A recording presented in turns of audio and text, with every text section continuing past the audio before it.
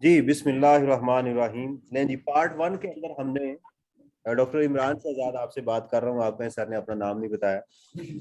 Part two के अंदर हम अभी बात करेंगे इसकी एडजस्टमेंट को, इंशाल्लाह हम जो है वो करेंगे। आप लोगों के साथ स्क्रीन शेयर है और आप जो है वो मेरी आवाज़ को सही सुन रहे हैं तो प्लीज़ मैसेज कर दें। नहीं जी, अब जो है वो हम इन एडजस्टमेंट्स को जो अभी हमने की हैं उसकी इनकॉर्पोरेशन यहाँ पर करेंगे। और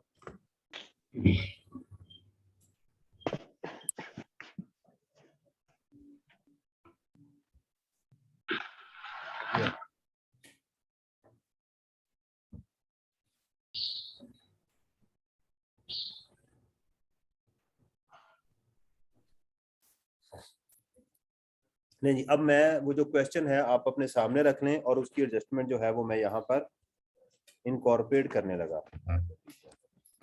अब मैं एडिशनल इंफॉर्मेशन को एक और कलर से करूंगा। आपने एग्जाम में ऐसा नहीं करना, मैं सिर्फ पर्पजफुली जो है उसको कर रहा हूँ। लीज रेंटल सबसे पहले आते हैं जी। लीज रेंटल्स का हम उसको जरा करते हैं। तो लीज रेंटल लेस होंगी,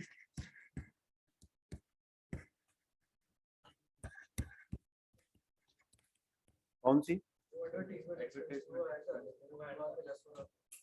नहीं नहीं, कोई वो कह रहे हैं जी पहले चीजों को ऐड कर रहे हैं फिर लेस कर लें, कोई मसला नहीं है। आप अपनी तरतीब से काम करें, प्लस माइनस चलता रहेगा। ये एग्जामिनर सोल्यूशन जो बनाता है वो तो घर बैठ के बनाते हैं तसल्ली के साथ। तो एग्जाम में जो सीक्वेंस चल रही है कोशिश करें उसी को फॉलो करते जाएं, क्वेश्चन जल्दी हल हो जाएगा। अगर आप प्लस माइनस करेंगे तो आइटम के निकलने का चांस, स्किप होने का चांस होता है। ये ना किया तो लीज रेंटल पेड पेएबल भी होती है तो फिर भी आप माइनस कर लेते हैं। ये ब्रैकेट इसके साथ ऐसे लगानी है आपने। Assume that accounting and tax depreciation इसका नहीं है। The firm has declared a foreign source income, कोई ट्रीटमेंट नहीं है। चौथे का भी कोई ट्रीटमेंट नहीं है। अच्छा, अगर एग्जाम में लिखा हो show all relevant exclusion and exemptions, तो फिर आप यहां लिखेंगे फॉरेन सोर्स इनकम जो उसने बताई,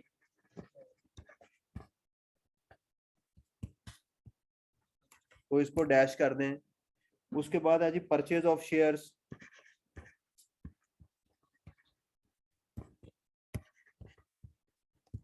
इसको भी डैश कर दें ताकि वो शो हो जाए। अगर लिखा हो एग्जाम में show all relevant exclusion and disallowances, तो उसके बाद shares of private limited company sold, और ये कहता है उसमें नहीं है। अब क्या करेंगे? अब ये इसमें इंक्लूड नहीं थे, वो कहता है इसमें शामिल ही नहीं है। क्या है इसमें शामिल? तो भाई अभी तो हम प्रॉफिट को एडजस्ट कर रहे हैं। ये जो लाइन है आपकी, फोर्थ जो पॉइंट है आपका, इसका ताल्लुक तो मेरा बेटा किसके साथ है? कैपिटल गेन के साथ है। ये किसके साथ है? कैपिटल। फिलहाल तो हम बिजनेस इनकम कैलकुलेट कर रहे हैं, इसलिए इसकी एडजस्टमेंट इनकॉर्पोरेट नहीं होगी। हाँ जी, नहीं इसमें शामिल नहीं है। ये जो शेयर्स हैं ये हमारी, नीचे लिखा हुआ है कि ये इनकम उसमें शामिल नहीं है प्रॉफिट एंड लॉस अकाउंट के अंदर। अगर तो नहीं है तो इसको एडजस्ट तो नहीं करेंगे ना, इसको एडजस्ट नहीं। अगर कहता कि इसकी इनकम हमने ऐड की हुई है तो फिर माइनस करते, तो लिहाजा इसका कोई ट्रीटमेंट नहीं होगा। यानी हम इसमें लिख दे, बेशक लिख सकते हैं sale of share and plot, disposal of shares and plot. इसको भी हमने इसलिए नहीं इनको इग्नोर किया क्योंकि इसने हमारे प्रॉफिट को हिट नहीं किया हुआ। तो जिस चीज ने उसको हिट नहीं किया उसको खाम खाम ने डिस्टर्ब नहीं करना। अच्छा जी, उसके बाद हमारे पास है जी द डोनेशन ऑफ दिस, ये भी उसने कहीं मेंशन नहीं किया, तो डोनेशन का भी यहाँ पर कोई ट्रीटमेंट नहीं होगा। एडवर्टीजमेंट, सॉरी स्किप हो गया जी। तो वो क्या है? एडवर्टीजमेंट एक्सपेंडिचर्स,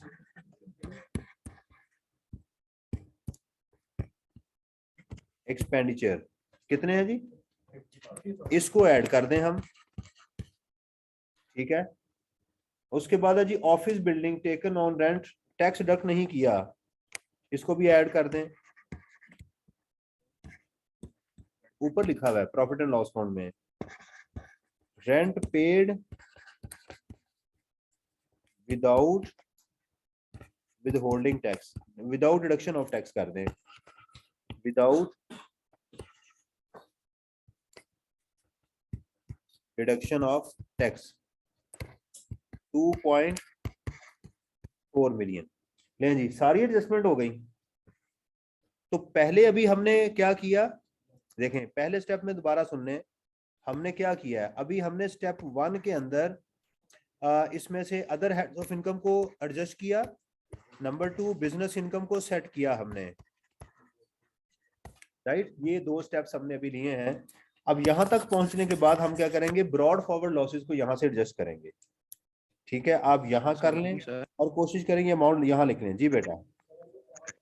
सर ये एडवर्टीजमेंट एक्सपेंस तो इंक्लूड नहीं है ऊपर 50,000 जो? हाँ, वो प्रॉफिट में से माइनस हुए हैं ना, तो ऐड कर दिया। ठीक है सर। ऊपर देखें प्रॉफिट एंड लॉस अकाउंट के अंदर इनका सवाल ये है कि ये ऊपर जो है इंक्लूडेड है ये वाली amount, rent of the building this one. तो कह रहे हैं इसको क्यों किया, क्योंकि उसके ऊपर हमने टैक्स नहीं काटा, विदाउट डिडक्शन ऑफ टैक्स कर दिया। अगर ये अमाउंट होती 12 लाख रुपया और फिर लिखा होता कि आपने टैक्स नहीं काटा, फिर हम कुछ ना करते, क्योंकि फिर हम विदहोल्डिंग एजेंट थे ही नहीं, फिर हम इसके विदहोल्डिंग एजेंट थे ही नहीं। तो लिहाजा इसके लिए इसकी एडजस्टमेंट हम इनकॉर्पोरेट करेंगे। अच्छा, जिसका टोटल अगर किसी ने किया है तो प्लीज मुझे बता दें। एक मिनट ठहरिएगा जी। 75200000। बिजनेस इनकम तक आ गए। अब अगला स्टेप सोचना जरूर है, अगला स्टेप क्या है, ब्रॉड फॉरवर्ड लॉसेस। क्या करेंगे, लेस ब्रॉड फॉरवर्ड लॉसेस। वो ब्रॉड फॉरवर्ड लॉसेस कितने हैं देखिएगा, ये अमाउंट मैं दोबारा यहां करता हूं आपको, ये वाली लाइन है, पॉइंट नंबर 9 है हमारा। तो 450,000 में से ये वर्किंग में के लिख सकते हैं आप, उसमें से आप क्या कर दें, 50,000 माइनस कर दें, 75,000 माइनस कर दें और 25,000 माइनस कर दें। ये अमाउंट आपने वहां लिखनी है, लेस ब्रॉड फॉरवर्ड लॉसेस। यहां आपने वर्किंग में लिखना है, क्योंकि 50,000 माइनस तो 300,000 आ गया आपका ये वाला। हाँ जी, किसने लिखा 3 मिलियन? आपने लिखा है ना, मैं तो नहीं लिख रहा। देखें भाई, मैं तो चार्टर्ड अकाउंटेंट हूँ, क्वालिफाइड चार्टर्ड अकाउंटेंट। एक अनक्वालिफाइड भी होता है ना।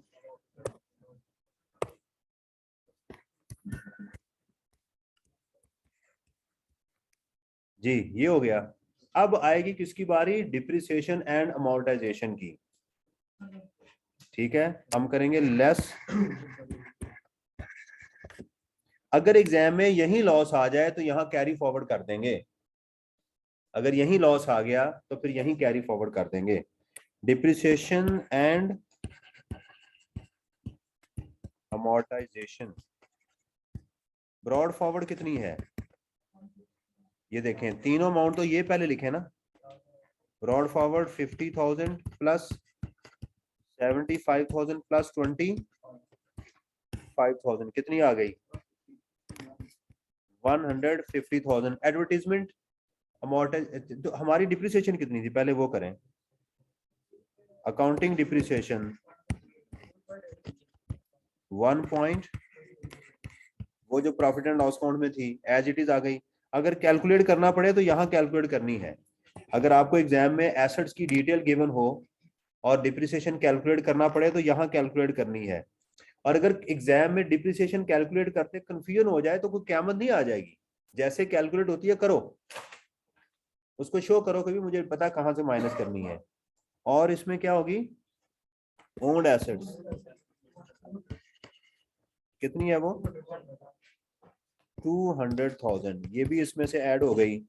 और एडवर्टाइजमेंट अमोर्टाइजेशन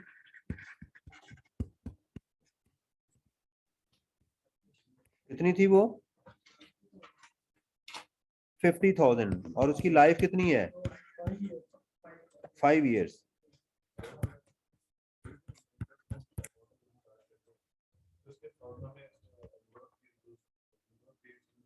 हाँ, तो नंबर ऑफ डेज वो कहते हैं जी, इसकी नंबर ऑफ डेज को हमें क्या है उसके मुताबिक करना चाहिए। बिल्कुल कर लें आप। इसको लाइफ पे डिवाइड कर दें, 5 इंटू 365 मल्टीप्लाइड बाय पूरा साल इस्तेमाल हुई ना, पता नहीं है कब पे की है, तो पूरा साल लेंगे तो फिर यही आपका आंसर आ जाएगा 1/5। ऐसे कर लें, राइट। और अगर इसकी लाइफ एग्जाम में गिवन ना हो तो यहाँ कितनी लेनी है आपने, 25, फिर 25 खुद ले लेनी है। तो क्या आंसर आ गया, 10,000। सारी माइनस कर दें, 2160,000 आ गई। ठीक है जी, हैं की है किसकी, लीज की, वो अलाउ ही नहीं होती। लीज एसेट की डिप्रिसिएशन अलाउ ही नहीं होती। तो ये सारी हमने इसमें से माइनस की। और सोचें कोई और चीज तो नहीं थी इसमें, तो इसको कहेंगे बिजनेस इनकम। यहां लिखते हैं, क्या आंसर आ गया, 50,000,000। इसको कहेंगे टैक्सेबल बिजनेस इनकम।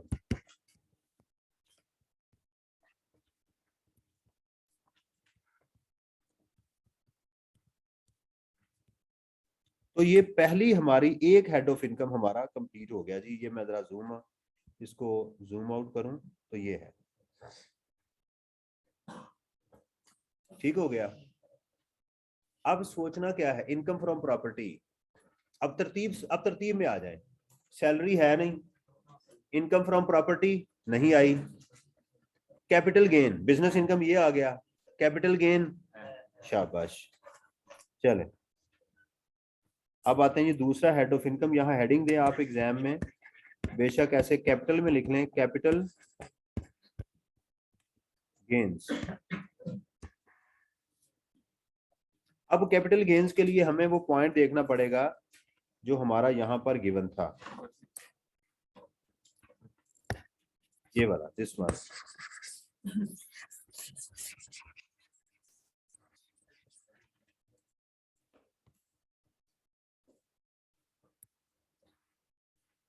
ये देखिएगा, share of a private company, share of sold for 200,000, purchase 40,000 के, तो 40,000 में से 200,000 आप माइनस करेंगे, राइट। ये इसमें से ये आप माइनस करेंगे। A piece of plots at 10 million, it was purchase 2 years ago, देखें 7 million का। These amounts are not included in profit and loss account. तो ये हम इसको वो कर रहे हैं, ठीक है। कैपिटल गेन्स के अंदर चलते हैं जी।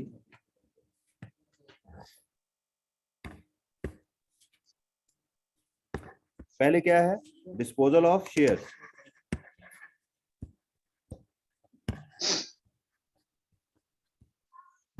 $200,000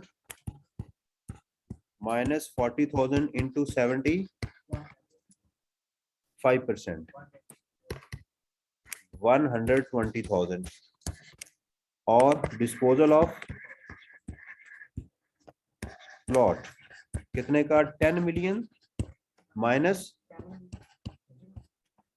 7 million, राइट। अच्छा, अब ये आ गया कैपिटल गेन। इसको किस में कन्वर्ट करना है, टैक्सेबल गेन में। तो एक साल के अंदर 100% टैक्सेबल होती है, एक साल के बाद 25%, 2 साल के बाद 50%। तो इसका हम लेंगे 50%। और ये सेपरेट ब्लॉक की आइटम है, क्या आंसर आएगा,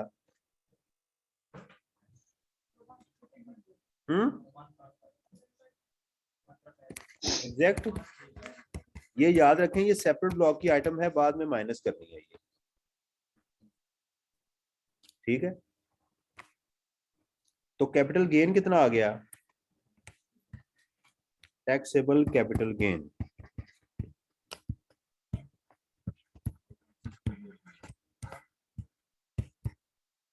1.6 मिलियन आ गया, ठीक है। ये बिजनेस इनकम आ गई, इसको भी ऐसे बेशक कर दें आप, और इसको भी। और income from other source question में नहीं है, कोई डिविडेंड इनकम हो, कोई पीएलएस अकाउंट के ऊपर हो, वो भी इसमें शामिल नहीं है। ये आ गया हमारे पास। अब इसको, अच्छा कोई डिडक्टेबल अलाउंस है फर्म का? ज़कात, डोनेशन डिडक्टेबल अलाउंस नहीं है, वो टैक्स क्रेडिट के लिए है। प्रॉफिट ऑन डेट नहीं है, तो इसमें से क्या करेंगे अब? लेस कर देंगे सेपरेट ब्लॉक ऑफ इनकम।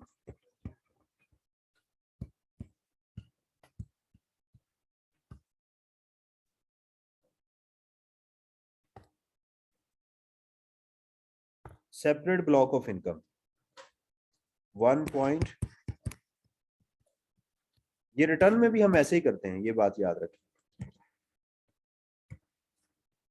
कितनी आ जाएगी जी ये? नहीं, पहले टोटल इनकम तो लिखें। ये टैक्सेबल कैपिटल गेन आ गया ना, तो पहले टोटल टैक्सेबल इनकम लिखें, गलतियां ना करें ऐसे ही पेपर में। इसको हम टैक्सेबल इनकम इसलिए लिखेंगे टोटल इनकम की बजाय, क्योंकि इसमें डिडक्टेबल अलाउंस ही नहीं है, तो डायरेक्ट आप इसको लिख दें टैक्सेबल इनकम। कितनी?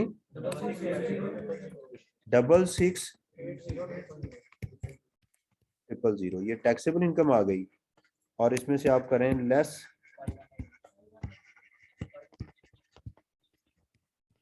सेपरेट ब्लॉक, जितनी भी ऊपर सेपरेट ब्लॉक हो सारी माइनस कर दें।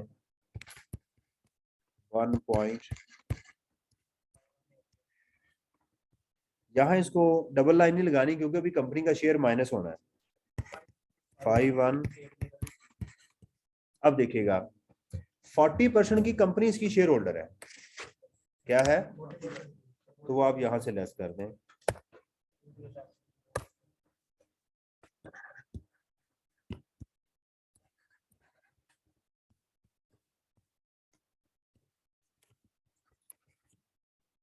कितना जी? वो 40% ऑफ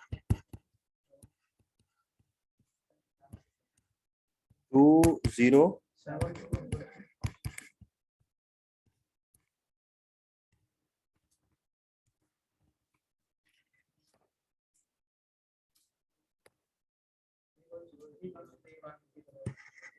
31,000।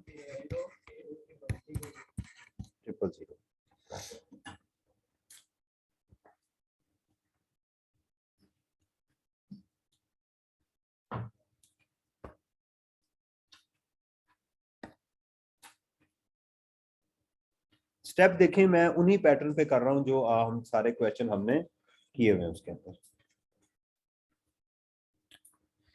अच्छा जी, अब इसकी टैक्सेशन, अभी मेंबर के ऊपर जाएंगे तो शेयर फ्रॉम एओपी कैलकुलेट करेंगे, अभी हमने फर्म की टैक्सेबल इनकम कैलकुलेट करना है। अभी क्या करनी है?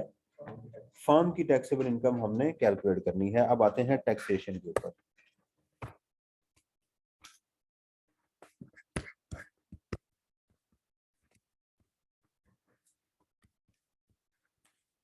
एओपी के ऊपर कौन से रेट लगते हैं? नॉन सैलरीड के। तो नॉन सैलरीड के रेट देखिएगा क्या है।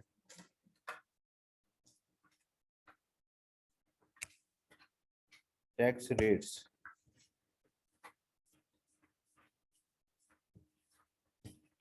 ये क्या था उसकी? 31,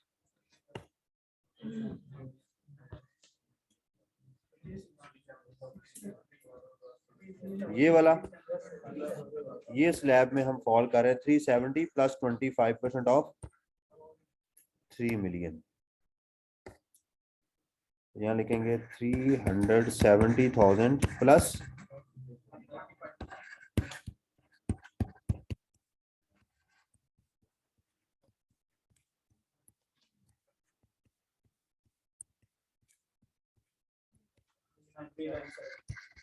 39, और इसमें करेंगे। अच्छा, कोई अब टैक्स क्रेडिट सोचें। फुल टाइम टीचर नहीं हो सकता, 1 मिनट, फुल टाइम टीचर हो सकता है? नहीं। फॉरेन टैक्स क्रेडिट, हाँ देखें, सोचा तो पता चला है ना। लिखेंगे लेस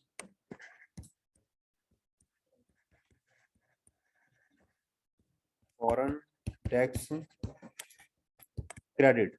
क्या फॉरेन लिखना? एक्चुअल टैक्स, एक्चुअल टैक्स उसने पे किया, अब उस अमाउंट के ऊपर चलते हैं।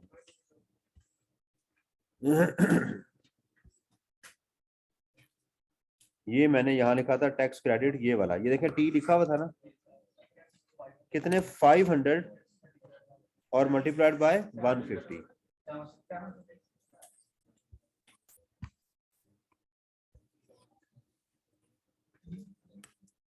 तो ये आ गया 500 इंटू कितना आ गया 7, और एवरेज वो कितना है, foreign source income 900,000 divided by taxable income 31।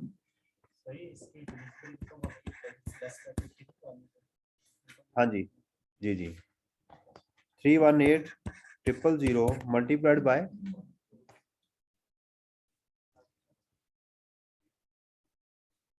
ये tax foreign source income divided by taxable income, नहीं tax divided by taxable income, tax नहीं टैक्स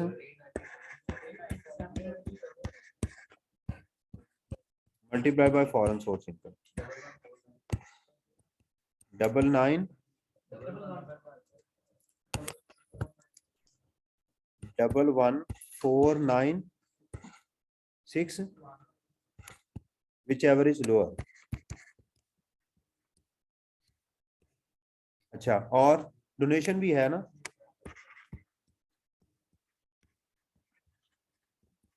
डोनेशन वो जो किसके थ्रू पे की गई है, बैंक के थ्रू। तो कितनी डोनेशन है, donation of 20,000 and 50,000 paid to the institution mentioned under the clause 61 of the second schedule and approved charitable institution respectively। तो 20,000 क्यों आएगी भाई, 70,000 आएगी ना, दोनों आएंगी। तो टैक्स कितना, अच्छा ये इसको माइनस करना है पहले, फॉरेन सोर्स इनकम को क्या करना है, माइनस करना है, फिर वो टैक्स लेना आगे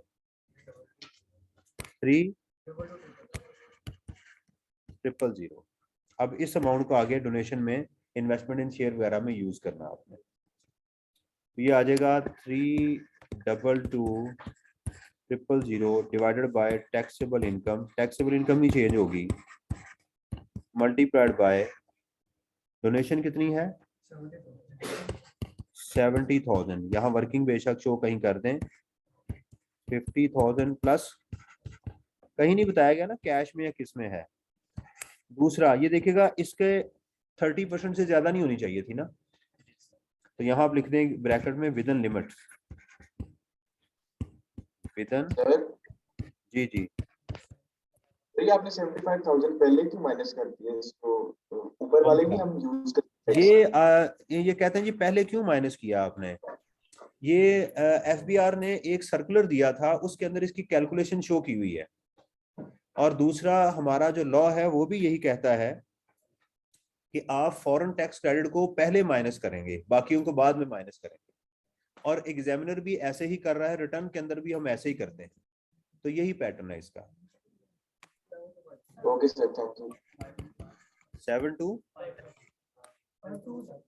यार, अच्छा 2 रुपए की खातिर उस्ताद क्यों झाड़ना शुरू कर देते हैं। और कोई इसमें, ये हो गया, अब कीजिएगा 3,1,4,7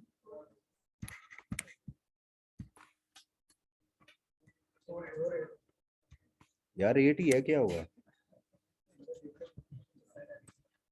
ये आ गया। अब ये वाली अमाउंट है जो डिस्ट्रीब्यूटेबल इनकम के लिए इस्तेमाल होनी है, tax liability, right. Separate block नहीं, सेपरेट ब्लॉक सेपरेट ही रहेगी भाई, जो है ही सेपरेट, अपना खुद ही पकाए खुद ही खाए, उसको शौक चढ़ा हुआ था ना सेपरेट होने का, अब जरा मजा ले ना सेपरेट होने का। आगे चलें जी, add tax on separate block, वो क्या था, सेल ऑफ प्लॉट, कितना गेन था जी सेल ऑफ, तो अब इसके अलग रेट्स हैं, 5 मिलियन तक कितना है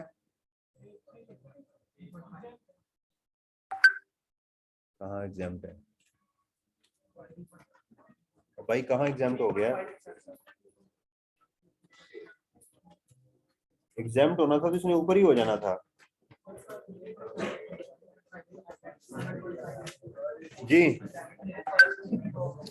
जी प्लीज, ये बेटा रेट्स टैक्स यार प्लीज, कैपिटल गेन के रेट्स गिवन है ना, 5 मिलियन तक, उससे ज्यादा, तो ये पहली स्लॉट में फॉल कर रहा है ना, कितना है 3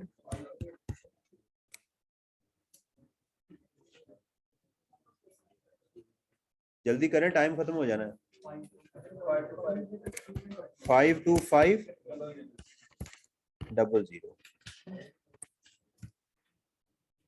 ऐड कीजिएगा।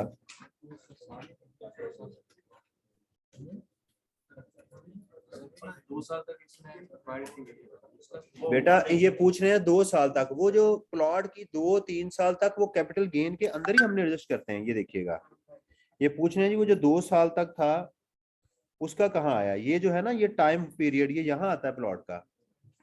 1 साल के अंदर 100%, 2 साल के बाद, 1 साल के बाद 25%, तो टाइम फ्रेम जो प्लॉट का होता है वो यहाँ आ रहा होता है।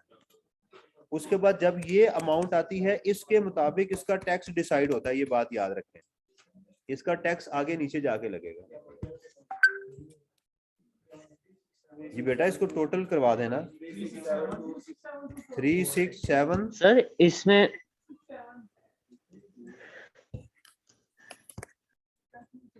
367 ये आ गया ये। अच्छा इसमें एडवांस टैक्स नहीं, आप सुन लीजिएगा, अगर एडवांस टैक्स होता तो कंपनी का पहले माइनस करना था 40%। किसके साथ एक और जीरो यहाँ पे,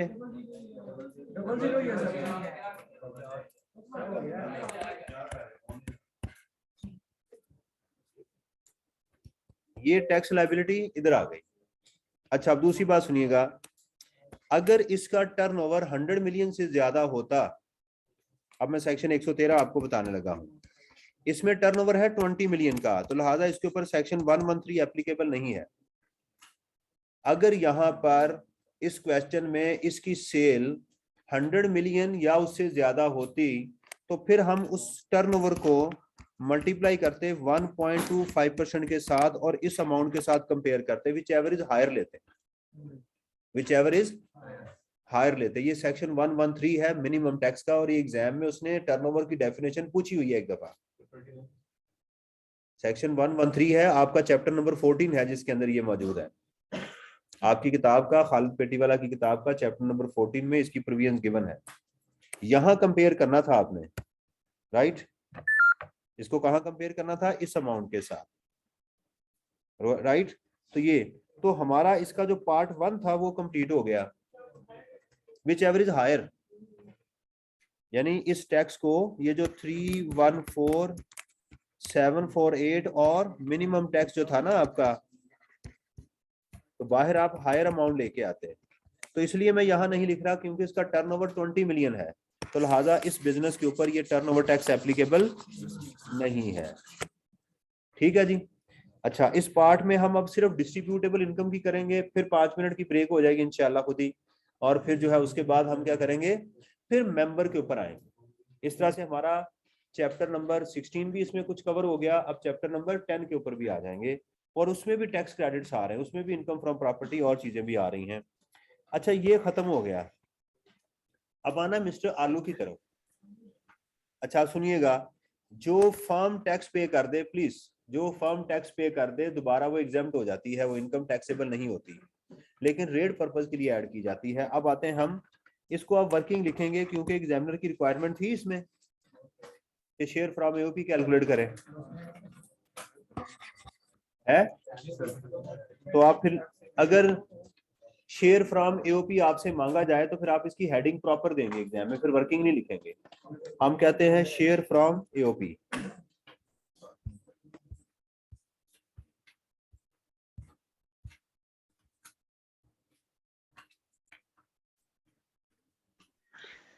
सर ये जो हमने separate block of income add किया है, इसमें 40% शेयर भी तो होगा कंपनी का? नहीं बेटा, प्राइवेट कंपनी है, अगर पब्लिक कंपनी के शेयर बेचे होते हैं तो वो सिक्योरिटीज होती हैं, सिक्योरिटीज को हम जो है वो सेपरेट ब्लॉक में लेके जाते हैं, प्राइवेट कंपनी को नहीं लेके जाते।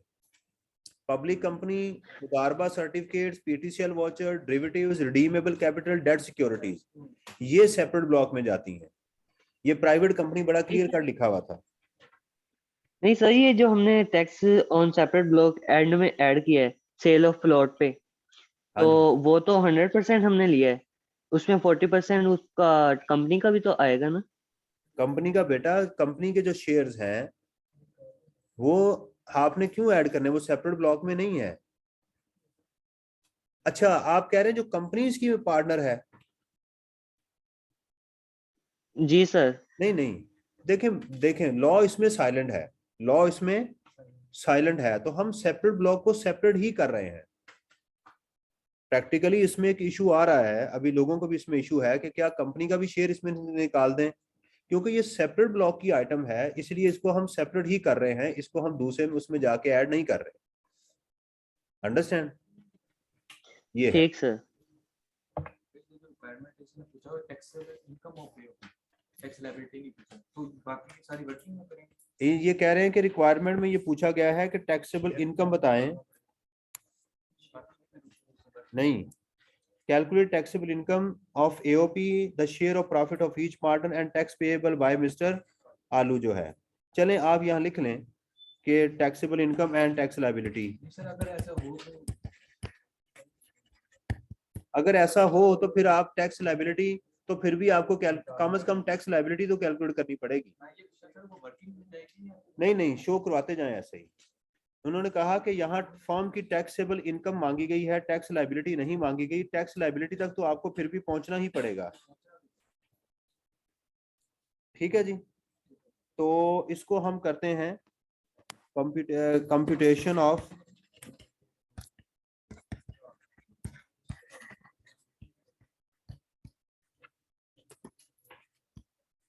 अब इनके कितने पार्टनर थे, 2, कंपनी निकल गई, तो आप पार्टनर यहां लिखेंगे मिस्टर आलू, मिस्टर बालू। इनको साल के दौरान नहीं, पार्टनर्स हमेशा ऊपर आते हैं, जैसे एसेट्स आते हैं ना ऊपर, आलू और बालू, तो 30%, 30%, टोटल कितना हो गया, ये टोटल का कॉलम इस तरह से आपने कॉलम बनाने हैं। अब जो पेमेंट्स पहले इनको की गई हैं ड्यूरिंग द पीरियड वो लिखें चुप करके, राइट। इसको सैलरी पे की है आलू को,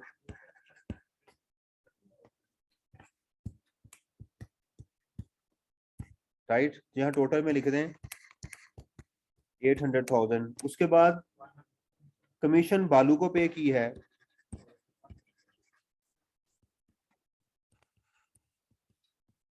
ये प्रॉफिट एंड लॉस कोड में लिखा हुआ है,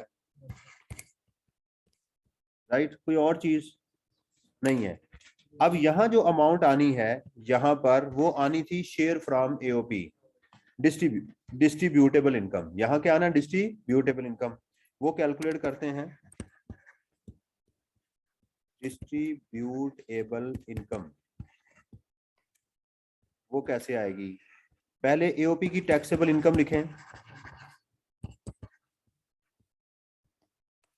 3108 और इसकी लेस कर दें इसमें से टैक्स लायबिलिटी, क्या थी 314, टैक्स लायबिलिटी जो थी after tax credits,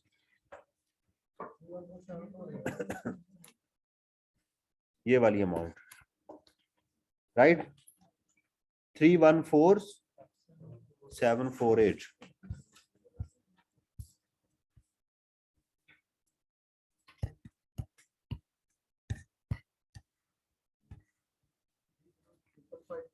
three zero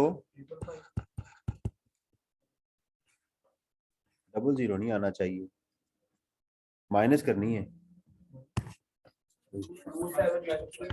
हाँ जी, 279, देखे ना आखिरी डिजिट से कम एक टेस्ट लगा लिया। अब ये अमाउंट 25, फिर गलत 8 लिखवा दिया आपने, तो ये अमाउंट यहाँ आएगी। अच्छा ये नहीं आएगी, ये थी टोटल, ये वाली अमाउंट यहाँ आनी है 2793,252। ये देखें, ये एरो जो है ये इधर आ रहा है। ये सर यहाँ पर हमने 367248 क्यों नहीं ली और 314748 ली है? ये वाली सेपरेट ब्लॉक को निकाल दिया मैंने, ठीक है सर। सेपरेट ब्लॉक को निकाल दिया, सेपरेट को सेपरेट ही रहने दिया ना, हर चीज से सेपरेट, अलग थलग कर दिया उसको। काल कोठरी की सजा मिली हुई है सेपरेट ब्लॉक को। अब देखिएगा, इसमें से ये दोनों अमाउंट माइनस की तो बैलेंसिंग अमाउंट क्या आ रही है, यानी ये लिखना नहीं है एग्जाम में बेशक, 252 माइनस 900,000, ये 900,000 इसमें से माइनस करें, बैलेंसिंग अमाउंट कितनी है 1893,252। अब इस अमाउंट का 30 इंटू 60 इसको देना है, 30 इंटू 60 इसको दे देना है। आपके पास 3 मिनट हैं, कर लें इसको, आधा आधा कर देना जी। ओ भाई 94,000 कैसे आ सकता है? 9460 ये बेटा 94, सर ये 900,000 की माइनस की है। हाँ जी, ये जो अमाउंट थी 900,000 बेटा, ये वाली अमाउंट ये माइनस किया। असल शेयर ये था जो पार्टनर्स को मिलना था, इनको साल के दौरान ये अमाउंट ऑलरेडी मिल चुकी थी, तो बैलेंस क्या बच गया, ये वाला, राइट। बैलेंस अमाउंट असल में शेयर ये डिस्ट्रीब्यूटेबल इनकम थी जो हमने कैलकुलेट की है, लेकिन इसमें से 9 लाख तो इन पार्टनर्स को ऑलरेडी मिल चुका हुआ है साल के दौरान, वो माइनस कर देंगे तो ये डिस्ट्रीब्यूटेबल इनकम आएगी। यहां बताइएगा क्या आएगा मिस्टर आलू का, इसमें इन दोनों को ऐड करना, कैलकुलेटर से करें, हो जाएगा इंशाल्लाह।